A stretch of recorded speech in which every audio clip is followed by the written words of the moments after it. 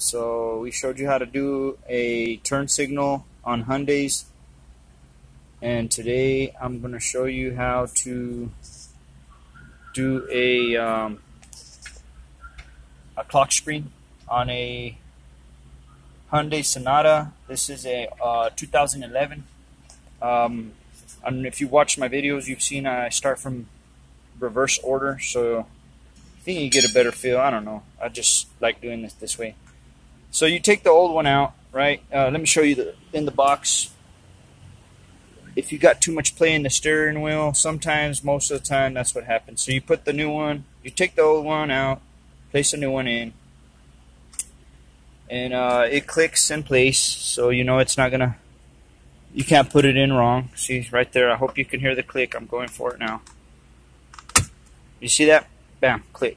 Try not to get this to move in any direction. It helps that your wheels are straight.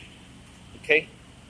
In order to get your wheels straight, I would recommend drive forward, backwards, a couple times, maybe 4 times, so you know 100% that your car is going to be straight and aligned. And from this point, I'll go ahead and pause the video and take you step by step, okay? Alright, so what we got here is we've already put this in place. You heard the click. Now there's 2 clips you want to put in right here. And those are pretty self-explanatory. You'll hear them click in place.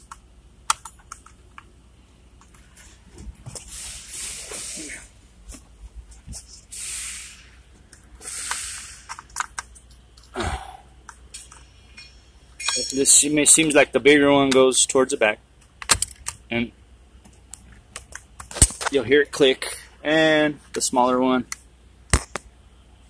here, and you'll hear that click.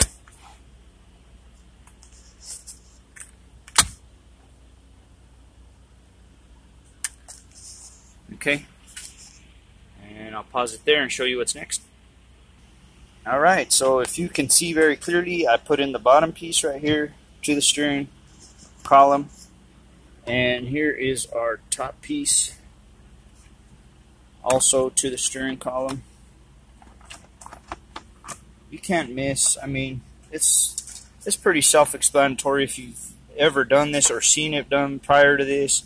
If you haven't, I mean, look, it's pretty explanatory. You're going to clip these 2 together right here, just squeeze them. It's got clips. It's going to pop into place like the rest of everything else. I'll go ahead and show you what it looks like when it's already popped in place. Okay. There you go. See, again, like I was saying, it pretty much clips into place. Okay. You see the gap that was here, it's not anymore because I sealed it together. It clipped in place. If you're wondering how to take it apart, it's very simple. Just pry a little screwdriver through here or through the side over here. Pry it loose. You're not going to break it. You'll be okay. So anyways, since this is reverse order, we're going to put the screws in. To take it off, you take the screws off and then pry it with the screwdriver. I hope I'm clear on that. You can't begin to pry it here without taking the screws off, okay? That's not going to work. So you got 2 screws here and 1 at the bottom. Right there. 1 at the bottom. Okay? And we'll go ahead and put our video on pause right there. Alright, so we have our screws in place, and now comes the steering wheel. Now, if you've seen me do the blinker switch video, this is similar when you go to put the steering wheel, because these wires are going to have to go through here. Okay? See where my fingers are going through? Okay? I'll pause the video and I'll show you once the steering wheel is in place. Before we pause the video, do you see the gears? These right here.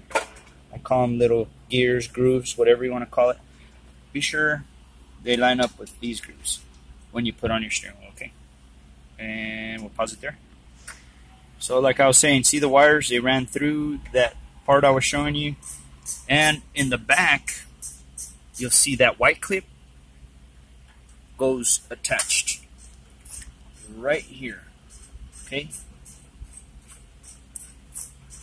The white clip, this one here, sorry, trying to do this with one hand, goes right there where my pinky's pointing. Okay, so I'll pause the video, we'll get it hooked up. Alright, so you get a better angle of that white clip where I was showing you. There's a white clip again. Okay, and it's obviously plugged in. And you got to be careful not to break this when you're plugging this one in, okay? You can see I haven't placed my nut yet in place, but that's what we're going to do next. The nut has a washer and a nut. You place the washer first, and then you put your nut. Your nut size should be a 22 millimeters, and I like to use this one. In my previous videos, what you see it's setting on 3, bring it down to about 2. Okay, when you fasten it, get about 2, and then put it on 3 just to give it an extra nudge. Just a nudge, don't break your bolt or anything else. So 2, just to give it a tighten. See? Hit it twice maybe, and then we'll go ahead and put it on 3 and give it maybe 1 hit. Okay, boom, there you go. I'll pause it right there. We'll put the airbag in. These go clip to the airbag, and I'll show you once they're on. Well, in case you're wondering,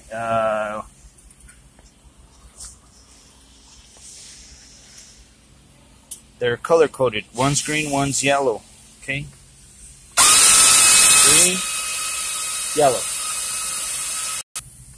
Alright, so I'm being rushed to finish this one. I'm so sorry. I have to make this video faster than I anticipated.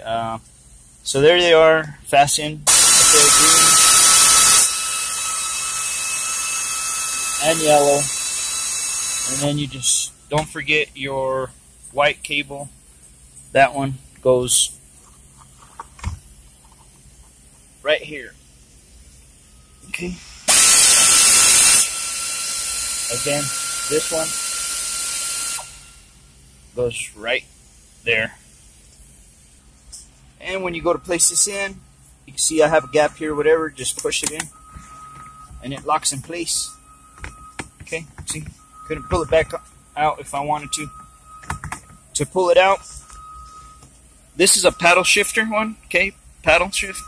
Behind the paddle shift is, you can see that hole. Do you see that hole right there?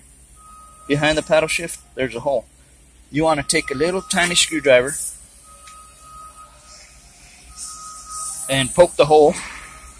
And usually you'll poke the hole through there, and this side pops up. And then you poke the hole on this other paddle shifter. You see the hole? Poke the hole, bam, and it pokes. It pops out on this side. And of course there's one underneath. Okay, there's one underneath, so take your screwdriver and poke the hole there and it'll come out. Okay, hopefully you like the video. Catch you next time. Thank you.